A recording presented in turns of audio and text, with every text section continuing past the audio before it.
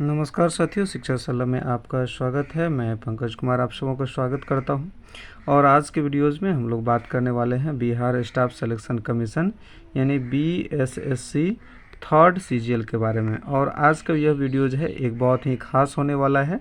इसलिए ख़ास होने वाला है कि जैसा कि आप लोगों को पता है कि इस थर्ड सीजीएल के मेंस का रिज़ल्ट आना बाकी है, और इस मेंस के रिज़ल्ट आने के दौर में इस पर तरह तरह की मुसीबतें सामने दिख रही है। जैसा कि आप लोगों को पता है कि इस पर कोर्ट केस भी हो चुका है, और कोर्ट केस क्यों हुआ है, इन तमाम मुद्दों पर भी हम लोग चर्चा करेंगे। क्या इसका रिज़ल्ट यानी मेंस का रिज़ल्ट जो है वो कोर्ट केस के चलते प्रभावित होगा या नहीं प्रभावित होगा, इन तमाम मुद्दों पर बात करेंगे। हालांकि इसमें इस वीडियो को देखने वाले दोनों तरह के इसमें अब स्टूडेंट होंगे।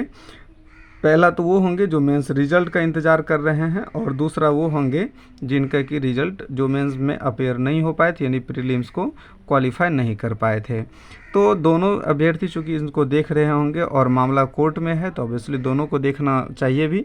तो मेरा उद्देश्य ये नहीं होगा कि किसी के प्रति, चाहे वो मेंस में जो अपियर हुए उनके प्रति या जो प्रीटी को डिस्क्वालीफाई कर चुके हैं उनके प्रति मेरी किसी तरह से एक तरफा बातें करना ये नहीं होगी। हम आपको कोर्ट केस की स्थिति और रिजल्ट से अवगत कराएंगे कि कोर्ट केस का कितना बड़ा प्रभाव इस पर पड़ेगा, क्योंकि मैंने बहुत सारे सोशल मीडियाज़ में देखा कि तरह तरह की बातें चल रही है कि कोर्ट केस को लेकर के ये प्रभावित होगा। तब कितना प्रभावित होने वाला है ये भी हम लोग देखेंगे।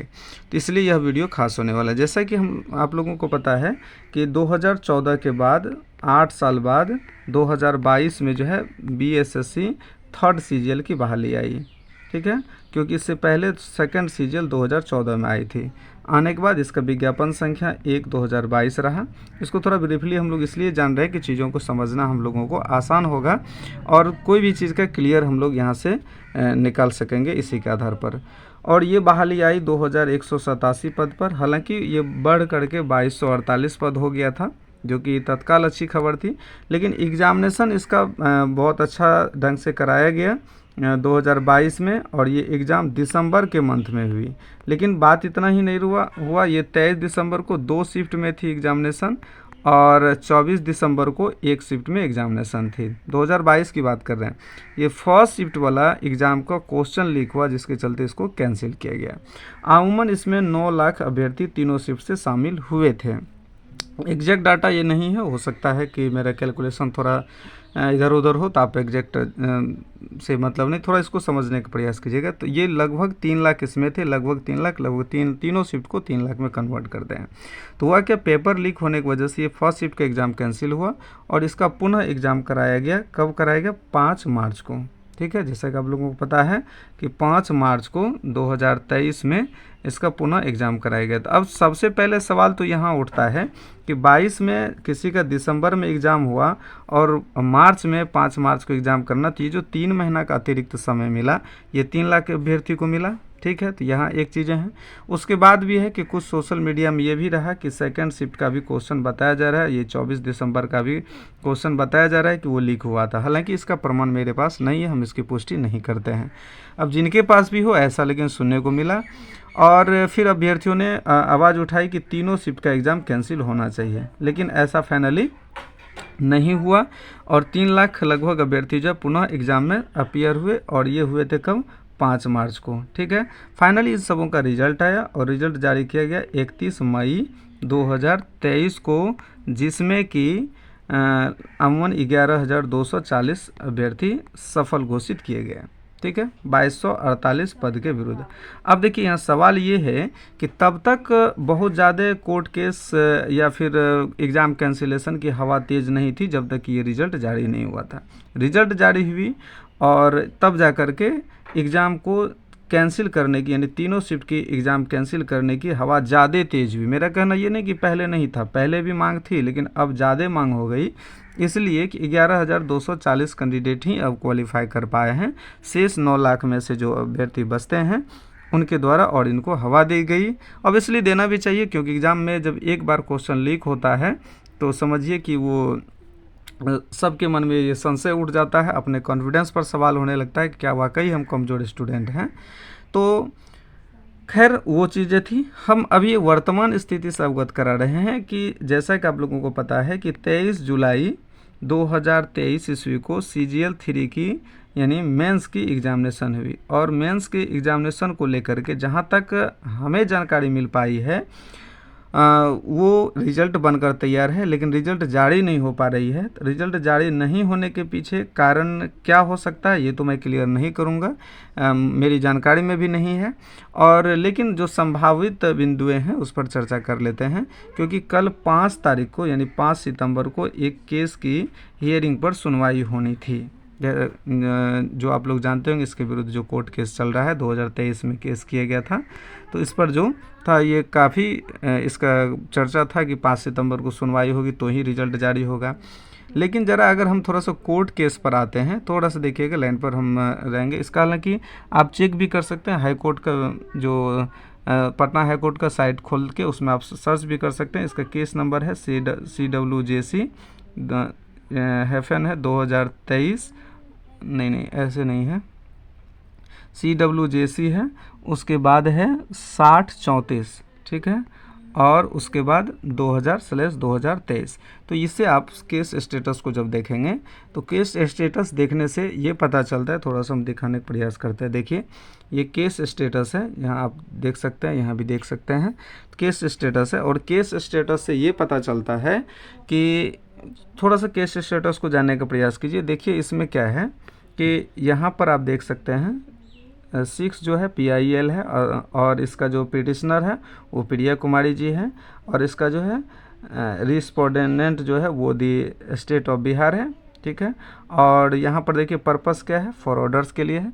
तो आप ये सारी चीज़ को, हालांकि जो केस से जुड़े व्यक्ति हैं उन चीज़ों को समझ रहे होंगे, जो नहीं इससे रिलेटेड है उनको ये समझ में नहीं आ रही होगी। अब ये जो मैंने पहले कहा कि फाइलिंग की गई थी कब, 17 अप्रैल 2023 को, ठीक है। मैंने क्या बताया, प्रीलिम्स की एग्ज़ाम कब आई, 31 मई को। उससे पहले ये हवा ज़्यादा तेज़ नहीं थी, ठीक है। फिर देखिए क्या है, पिटिशनर का जो एडवोकेट है ये भी देख सकते हैं आप, यहाँ पर कुंदन कुमार ओझा जी हैं। तो इसके बाद अब क्या है, इसको हम फाइनली कल 5 वाले नोटिस में आते हैं कि 5 तारीख को क्या हुई कुछ। इसमें देखिए, यहाँ से देखिए, अब यहाँ से थोड़ा सा ऊपर से नीचे आप देखते चलिए, जब से फाइलिंग हुई है तब से देखिए आप ये देख सकते हैं। यहाँ से आप 25 अप्रैल है, 1 मई है, 2 मई है, 12 मई है, देख सकते हैं इस तरह से। ये 5 सितंबर, और सब का देखिए एक्शन क्या है, ठीक है। तो एडजर्न्ड है, एडजर्न का मीनिंग ये हो जाता है कि स्थगित, ठीक है। एडजर्न का मतलब हो जाता है स्थगित। तो क्या हुआ कि ये सारे जितने भी हियरिंग होनी थी सबको स्थगित कर दिया गया। और फाइनली इतना ही नहीं, जो 5 सितंबर को हियरिंग थी इसको भी स्थगित करके 20 सितंबर का अगला डेट दे दिया गया। सब देखिए सिर्फ डेट पर डेट, डेट पर डेट, डेट पर डेट, डेट पर डेट दिया जा रहा है। अब सवाल ये उठता है, यहाँ से इस चीज़ को समझने का प्रयास कीजिएगा। आप लोग कमेंट लिखने के लिए स्वतंत्र हैं, लेकिन थोड़ा सा आप बात को, चीज़ों को समझने का प्रयास कीजिएगा। फाइलिंग कब हुई थी, 24 अप्रैल को, 1 मई को, 3 मई को, 12 मई को, और यह इससे पहले देखिए आप सारा ये है एडजर्न का रिपोर्ट है, ठीक है। क्या इसके बावजूद भी BSSC 31 मई को PT का रिजल्ट जारी नहीं किया है क्या? बिल्कुल किया है। तो कुछ अभ्यर्थी या कुछ जो है चैनल वाले कह रहे हैं, या कुछ ऐसे व्यक्ति हैं जो कह रहे हैं कि 20 सितंबर से पहले रिजल्ट जारी नहीं हो सकती क्योंकि कोर्ट केस है। अगर यहाँ नहीं हो सकती तो क्या यहाँ कोर्ट केस नहीं था? यहाँ भी तो कोर्ट केस था, उससे पहले रिजल्ट जारी हुई कि नहीं हुई? बिल्कुल हुई। तो उसी प्रकार से यहाँ से पहले रिजल्ट जारी हो सकती है, इसका बहुत बड़ा प्रभाव पड़ने वाला नहीं है। हो सके रिजल्ट के बाद बाकी चीज़ें कैंसिल हो जाए, लेकिन ये मेरी संभावना है कि रिजल्ट जारी हो सकती है। कुछ अंदरूनी कार्य होगा जिसके वजह से रिजल्ट जारी नहीं हो सकती है, नहीं हुई है। तो रिजल्ट जो है फाइनली कोर्ट केस के वजह से डिले होने की संभावना जो मुझे लग रहा है ये कम दिख रहा है, क्योंकि इस आधार पर हम कह रहे हैं कि इससे पहले भी देखिए जब केस किया गया 1, 2, 3, 4 बार जो है इस पर एक्शन हुई, लेकिन जो है बावजूद 31 मई को PT का रिजल्ट दिया था। तो यहाँ से भी मेंस का रिजल्ट दिया जा सकता है, लेकिन ये श्योर नहीं है कि इस वजह के कारण दे ही दे या नहीं ही दे। ये आयोग के ऊपर डिपेंड करता है, हाईकोर्ट के आदेश के ऊपर डिपेंड करता है। हालांकि रोक इस पर लगा है, ये भी कोई क्लियर जानकारी नहीं है कि इस पर रोक लगा है। तो इस प्रकार से रिजल्ट जारी होने की संभावना है, और अगर कोर्ट केस का इस पर प्रभाव नहीं होगा तो समझिए कि बहुत जल्द, जैसा कि मैंने पहले भी बताया, बहुत जल्द रिजल्ट जारी हो जाएगी, ठीक है। तो अन्य कोई आपके मन में प्रतिक्रिया चल रहा हो तो कमेंट जरूर कर सकते। मैंने पहले ही अपनी मंशा को साफ कर दिया कि मेरा उद्देश्य ये नहीं है कि जो मेंस का एग्ज़ाम दिए, जो रिजल्ट के लिए इंतज़ार कर रहा है, उनके पक्ष में बोलना है, या जो फिर पीटी में यानी मेंस में शामिल नहीं उनके विपक्ष में बोलना। ऐसी मेरी मंशा नहीं है, हम चीज़ों को क्लियर करने का प्रयास कर रहे हैं। ठीक है, तो ये सारी चीज़ें हैं।